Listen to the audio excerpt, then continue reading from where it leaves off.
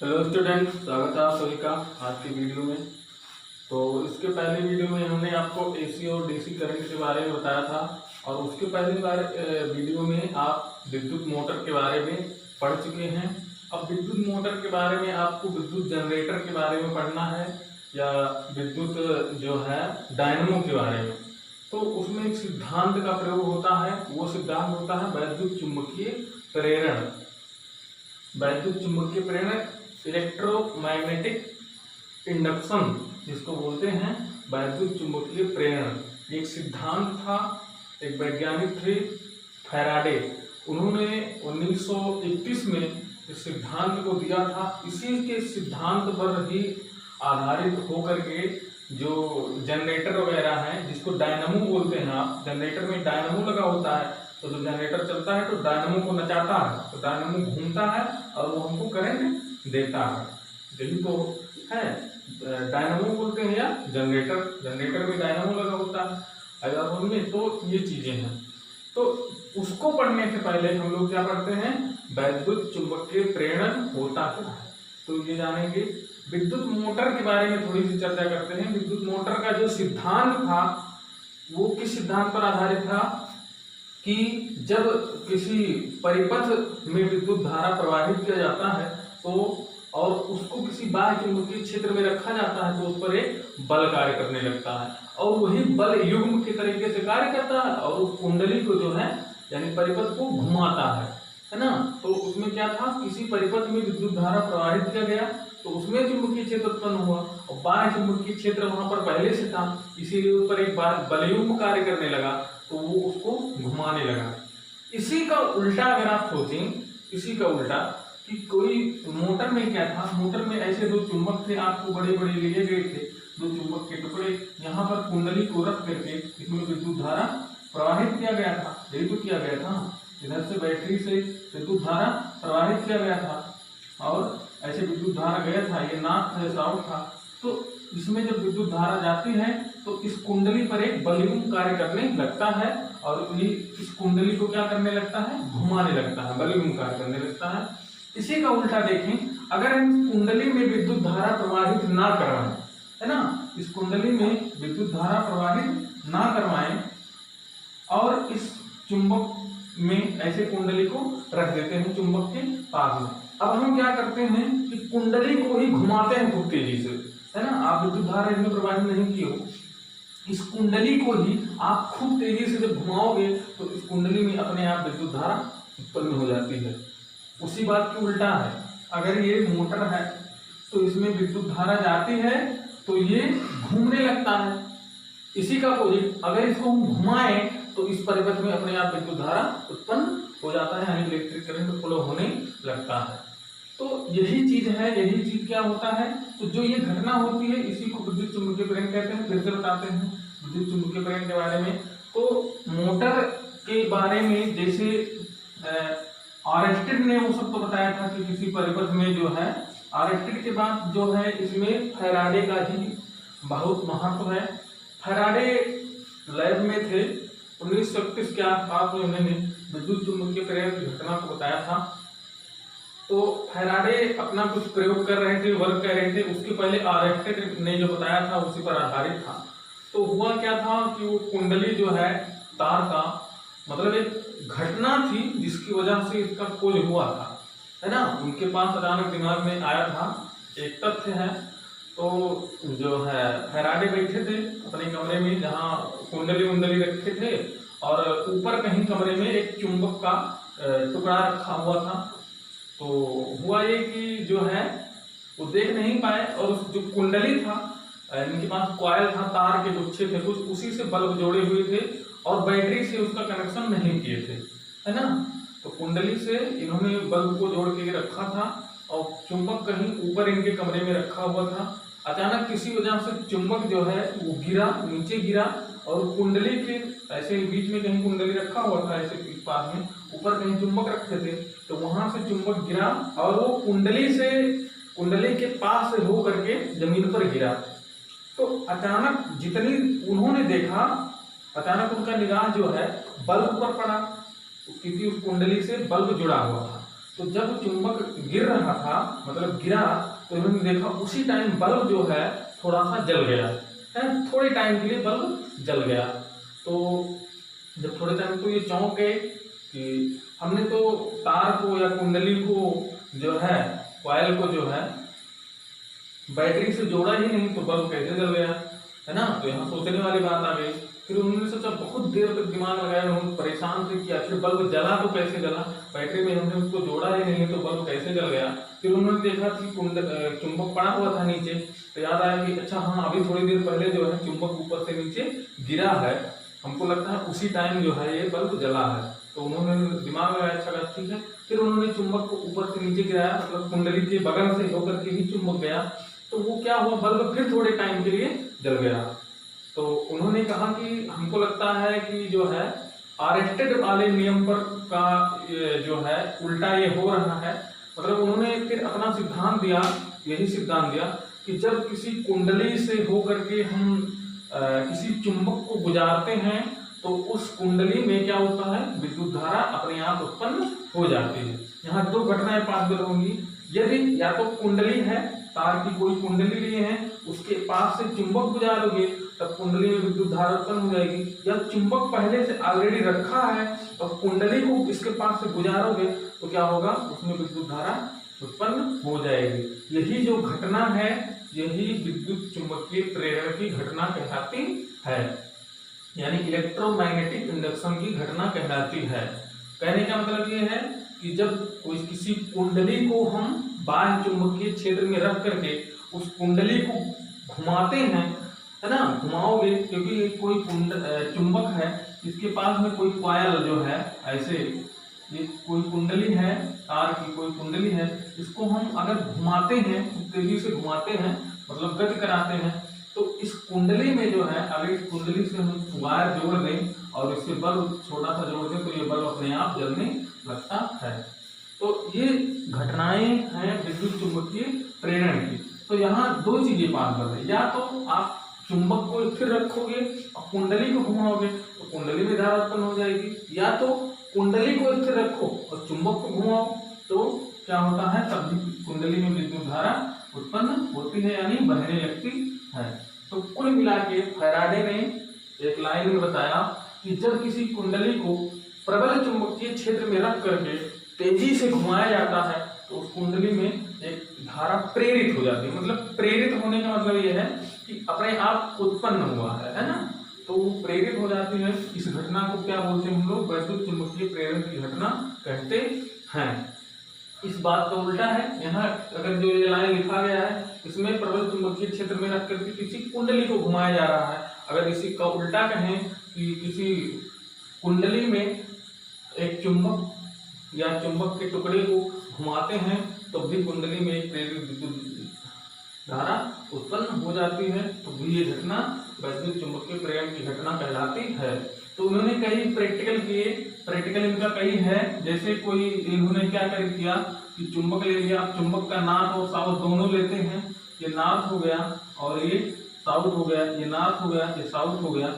इन्होंने क्या किया कि ऐसे कोई वायर ले लिए हैं, कुंडली के यहाँ कई फेरे हैं, कहने का मतलब है ना, ये कुंडली के कई फेरे हैं, कॉइल हैं, और इसको रख करके इन्होंने, ये देखिए कॉइल है, ये वायर से ऐसे जुड़ा है, और यहाँ पर इन्होंने एक लगा दिया गैल्वेनोमीटर। ये क्या होता है, एक गैल्वेनोमीटर, जिसको जी से लिखते हैं, गैल्वेनोमीटर को जी से लिखते हैं। गैल्वेनोमीटर का काम ये है कि इसमें जो है विद्युत धारा की दिशा को बताता है। कहने का मतलब ऐसे एक सुई लगा होता है जो इसमें बहने वाली धारा को प्रदर्शित करेगा, ऐसे गैल्वेनोमीटर फिट कर दिया जाता है। और ये क्या है, कॉइल है ना। तो इसको क्या बोलते हैं, गैल्वेनोमीटर। गैल्वेनोमीटर जो है वो चुंबक किसी तार में बहने वाली धारा की दिशा को बताता है, और करंट कितना बहता है वो भी बताता है ना। तो इसका एक मानक ऐसे यहाँ होता है, जैसे इसको कहें एक बीच में होता है और एक ऐसे इधर और इधर ये चलता है। कहने का मतलब देखिए, किसी प्रबल बाह्य चुंबकीय क्षेत्र में एक चुंबक हो गए, तब दो टुकड़े लेंगे तभी हो पाएंगे, नॉर्थ होगा इधर, एक साउथ होगा। इसका नॉर्थ इधर है तो साउथ इधर होगा जरूर, क्योंकि हर एक चुंबक में दो से ध्रुव हमेशा होते हैं। अब इस जो है इसका हम गति कराते हैं। अब इसको गति कैसे करेंगे, कॉइल होती कुंडली, आप लोग पंखे या मोटर में देखे होंगे, तो इसको ऐसे मतलब ऊपर नीचे करते हैं, ऊपर नीचे करके देखते हैं, जैसे खूब तेजी से लाएंगे फिर लेकर के जाएं, और जैसे लाएंगे तुरंत इसमें धारा बहेगी और ये एक सुई जो है ऐसे थोड़ी सी उधर चल जाएगी। कहने का मतलब ये सुई जो थी अब उधर की तरफ चली गई, ऐसे जब ऊपर की तरफ लाए, है ना। अब जब आप अंदर की तरफ जब इसको लाएंगे तुरंत जो सुई है वो इधर की तरफ हो जाएगी। कहने का मतलब ये है कि जब ये कॉइल की जो गति की दिशा है उस पर धारा का मान जो है वो बदलता रहता है। अगर आप इसको ऊपर की तरफ गति कराए हैं तो धारा इधर की तरफ बहेगी, पहले की तरफ, ये भी इधर धारा बहेगी, ये भी। अभी फ्लेमिंग का आएगा, बाएं हाथ का नियम पढ़े हैं, फ्लेमिंग के दाएं हाथ का नियम इसके बाद आएगा, तो वो बताएगा कि विद्युत धारा जो किसी परिपथ में बहती है उसको गति कराने पर वो किस दिशा में बहती है, तो कौन बताएगा, फ्लेमिंग के दाएं हाथ का नियम। तो इसके जस्ट बाद फ्लेमिंग के दाएं हाथ को हम पढ़ेंगे। तो अगर ये उसको ऊपर की तरफ गति कराने से इधर की तरफ धारा बह रही है और इसको हम जब नीचे की तरफ गति कराएंगे तो धारा इधर की तरफ बहेगी, है ना। ये मतलब इस पर ही है जो है ये ऐसा होता है। ये गैल्वेनोमीटर हमेशा धारा की दिशा को जब इधर बहेगा तो मतलब इसका मानक होता है, तो इधर की तरफ सुई जाएगी, इधर से धारा बहेगी तो इधर की तरफ सुई जाती है। तो कुल मिलाकर के ये आपकी सिलेबस में जो है वो यही है कि आप इतना केवल जाने कि विद्युत चुंबकीय प्रेरण की घटना क्या होती है। अब ये तो जो है जनरली ये है, बाद में साइंस की भाषा में उन्होंने अपने नियम को व्यवस्थित तरीके से कहा, है ना। आप केवल इतना जानेंगे और इतना जानेंगे कि किसी जो है बाह्य चुंबकीय क्षेत्र में जब किसी कुंडली को घुमाया जाता है तो कुंडली में प्रेरित विद्युत वाहक बल या प्रेरित विद्युत धारा उत्पन्न हो जाता है। ये घटना जो है वो विद्युत चुंबकीय प्रेरण कहलाता है। और इसी का उल्टा भी सही है। इसका उल्टा मतलब ये है कि जब किसी कुंडली में स्थित चुंबक को घुमाते हैं तो उस कुंडली में जो है प्रेरित धारा उत्पन्न हो जाता है। इस घटना को भी हम विद्युत चुंबकीय प्रेरण की घटना कहते हैं। तो फैराडे ने ये तो बता दिया, लेकिन फैराडे का जो मॉडर्न कॉन्सेप्ट आता है उसके अनुसार फैराडे के पुनः दो नियम बताए गए, यानी विद्युत चुंबकीय प्रेरण की जो घटना है उसको इसी बात को मॉडिफाई करके जो है अलग रूप से लिखा गया है। कोई जरूरी नहीं है आपके सिलेबस में आपसे बस यही पूछा जाएगा फैराडे की विद्युत चुंबकीय प्रेरण का मतलब विद्युत चुंबकीय प्रेरण क्या होता है, ये होता है। फिर उन्होंने इसी बात को अपने दो नियम के अनुसार रखा। पहला नियम जो होगा फैराडे की विद्युत चुंबकीय प्रेरण का नियम हम बता देते हैं, आप लिख भी लीजिएगा। फैराडे के विद्युत चुंबकीय प्रेरण का नियम, फैराडे के विद्युत चुंबकीय प्रेरण का नियम, है ना। और एक चीज ध्यान में रखेंगे कि जो आप कुंडली घुमाते थे तो कुंडली अगर स्लो घुमाएंगे मतलब आराम से घुमाएंगे तो उसमें कम करंट जाएगा, और कुंडली को जितने तेजी घुमाएंगे उसमें धारा उतने ज्यादा मिलेगी। अच्छा, आप जो लोग जो है आपके घर में जैसे किसी में से मोटर वोटर निकाला जाता है ना, छोटा सा मोटर जो आप लोग बैटरी वैटरी से चलाते हैं या जो भी है, उस मोटर को ध्यान से देखो। उस मोटर को जब हम बैटरी से लगाते हैं तो वो घूमता है, और यदि हम उसको घुमाएं अपने पास से घुमाएं तो वो हमको करंट देता है ना। तो जब बैटरी से जोड़ते हैं तब वो मोटर का काम करता है, और जब घुमाते हैं तब वो डायनामो का कार्य करता है। तो वही सब सिद्धांत है यहाँ पे। तो फैराडे के नियम को मॉडिफाई करके बाद में नियम बनाया गया कि मतलब जो है ये तो साधारण भाषा है, परिभाषा है विद्युत चुंबकीय प्रेरण का, लेकिन फैराडे ने ही इसको बताया था। फिर उनका नियम जो है वो फैराडे की विद्युत चुंबकीय प्रेरण का नियम अब संभवतः पूछा नहीं जाता है, लेकिन बहुत ही इंपॉर्टेंट है ये। इनका दो नियम हैं। सबसे पहले आप जान लेते हैं चुंबकीय फ्लक्स क्या होता है। ये भी जानना सबसे पहले जरूरी है कि चुंबकीय फ्लक्स क्या होता है। मैग्नेटिक फ्लक्स, चुंबकीय फ्लक्स के बारे में, चुंबकीय फ्लक्स, है ना। चुंबकीय फ्लक्स क्या होता है, चुंबकीय क्षेत्र रेखाओं का जो हम किसी तल के लंबवत जितनी चुंबकीय क्षेत्र रेखाएं गुजरती हैं उसको हम चुंबकीय फ्लक्स कहते हैं, है ना। कुल मिला के चुंबकीय फ्लक्स जो होता है वो चुंबकीय क्षेत्र रेखाओं की माप होता है ना। और चुंबकीय क्षेत्र रेखाएं क्या प्रदर्शित करती हैं? चुंबकीय क्षेत्र की तीव्रता और दिशा को प्रदर्शित करती हैं। कुल मिलाकर के चुंबकीय फ्लक्स कहने का मतलब ये है चुंबकीय क्षेत्र रेखाओं से ही मतलब है ना। तो कोई चुंबक होगा तो उसके कारण चुंबकीय क्षेत्र होगा, और चुंबकीय क्षेत्र कैसे प्रदर्शित होगा? चुंबकीय क्षेत्र रेखाओं से प्रदर्शित होगा, और क्षेत्र रेखाओं के किसी निश्चित तल में जो उनका माप होगा उसको हम लोग क्या बोलेंगे? चुंबकीय फ्लक्स या मैग्नेटिक फ्लक्स कहते हैं। तो चुंबकीय फ्लक्स क्या होता है? क्षेत्र रेखाओं का माप होता है, सीधी सी भाषा में जाने। अब इसमें ये है, तो फैराडे के विद्युत चुंबकीय प्रेरण का नियम जो है वो ये है कि जब किसी परिपथ से बद्ध चुंबकीय फ्लक्स के मान में परिवर्तन होता है तो परिपथ में एक प्रेरित धारा, है ना, प्रेरित धारा या धारा अगर उत्पन्न है तो विभव भी उत्पन्न हुआ होगा। अभी धारा उत्पन्न हुई है तो इसको हम प्रेरित विद्युत वाहक बल, है ना, उत्पन्न हो जाता है। तो फैराडे का जो पहला नियम है वो ये है, जब किसी परिपथ से बद्ध चुंबकीय फ्लक्स के मान में परिवर्तन होता है तो उस परिपथ में जो है एक प्रेरित धारा या प्रेरित विद्युत वाहक बल उत्पन्न हो जाता है ना। तो ये जो नियम था वही ये लिखा है, ध्यान समझे। चुंबकीय फ्लक्स के मान में कब परिवर्तन होगा? मतलब चुंबकीय फ्लक्स के मान में हमेशा परिवर्तन होना रहना चाहिए, समय के साथ उसमें निरंतर परिवर्तन होना चाहिए, तभी उसमें जो है विद्युत धारा प्रवाहित होगा। अब फ्लक्स में परिवर्तन कब होगा? अर्थात चुंबकीय फ्लक्स में परिवर्तन कब होगा?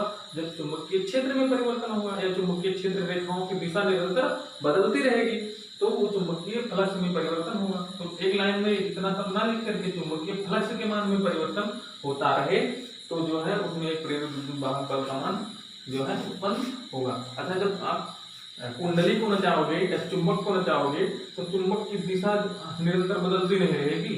तो जब जैसे ये कुंडली थी, ये कुंडली हम लेते हैं, देखो ये कोई ऐसे चुंबक का टुकड़ा है ना, ऐसे हम कुंडली लेते हैं, ऐसे लेते हैं,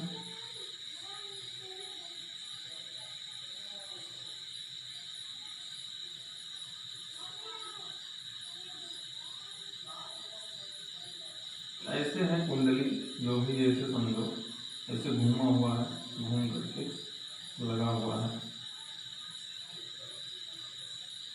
और ये ऐसे है, मतलब ये ऐसे लपेटा गया है उसके ऊपर, है ना, उसके ऊपर ऐसे लपेटा गया है। तो अब ये जो है इधर क्या है, गैल्वेनोमीटर लगा देते हैं। तो ये कुंडली है और ये चुंबक है, जो टुकड़ा ऐसे रखा गया कुंडली के अंदर। तो इस कहने का मतलब यहाँ क्या लिखा गया है, जब किसी परिपथ से बद्ध चुंबकीय फ्लक्स के मान में परिवर्तन, फ्लक्स के मान में परिवर्तन कब होगा? जब ये चुंबक घूमता रहे, चलता रहेगा, तो वो चुंबकीय क्षेत्र की दिशा निरंतर बदलती रहेगी, तो अर्थात चुंबकीय फ्लक्स के मान में हमेशा परिवर्तन होता रहेगा। तो इस परिपथ में जो है हमेशा एक धारा बढ़ती रहेगी, यही हमारे बताने का मतलब था। तो यही चीजें, अगर आपको वैद्युत चुंबकीय प्रेरण पूछा जाता है तो यही लिख देंगे, जो फैराडे का चुंबकीय प्रेरण का पहला नियम है, तो ये भी विद्युत चुंबकीय प्रेरण का परिभाषा होता है। और दूसरा क्या बोलते हैं, दूसरा नियम है इनका, प्रेरित विद्युत वाहक बल सदैव उस कारण का विरोध करता है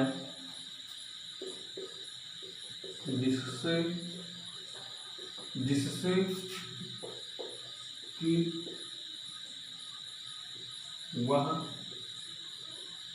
उत्पन्न हुआ हो या हुआ हो, है ना। तो प्रेरित विद्युत वाहक बल उस कारण का विरोध करता है कि जिससे वह उत्पन्न हुआ रहता है, उसी का ये विरोध करता है। इसका मतलब ये है, अभी आप हायर क्लास में जाएंगे तो ये थोड़ा समझ में आएगा, कि चुंबकीय फ्लक्स का में परिवर्तन का मान है, वो चुंबकीय फ्लक्स के परिवर्तन का मान जो समय के साथ दर होता है, वो परिवर्तन के ऋणात्मक दर के बराबर होता है। तो ये बहुत ज्यादा समझ में नहीं आएगा, लेकिन इसको आप चाहें तो याद कर सकते हैं। फैराडे के विद्युत चुंबकीय प्रेरण का ये नियम है, और ये विद्युत चुंबकीय प्रेरण की परिभाषा है। ये भी विद्युत चुंबकीय प्रेरण की परिभाषा में आप पहला नियम भी लिख सकते हैं। और चुंबकीय फ्लक्स क्या होता है? चुंबकीय क्षेत्र रेखाओं का एक निश्चित तल में गुजरने वाले चुंबकीय क्षेत्र रेखाओं की माप होती है। तो ये सब हो गया।